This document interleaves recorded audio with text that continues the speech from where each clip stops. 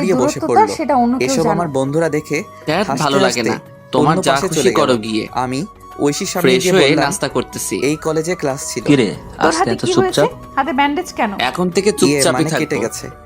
আব্বু আমার কান তো কাটা খোঁচাতে মনে খোঁচাতে হচ্ছে না, বলল, অন্য কিছু মনে হচ্ছে। কি আরে কি বাদ বললি দাও, শুনতে পাইনি? তোমার ভালোবাসার মানুষটা কই? আব্বু খাও তো। কুত্তা, তুই বুঝতে পারিস তোদের না জন্য আমি তোকে একটা ভালোবাসি? সারপ্রাইজ আছে। এই বলে আমাকে জড়িয়ে ধরলো শক্ত Surprise? করে। কি surprise, আমিও আব্বু? শক্ত করে জড়িয়ে ধরলাম। এই মাসে আমি জানি 15 তুমি তারিখে আমার জন্য তোরা পাগলামি করছো। হানিমুনের জন্য পাশের তুমি কি রাষ্ট্রে করে নোয়াখালী বুঝতে যাচ্ছিস। পারলে?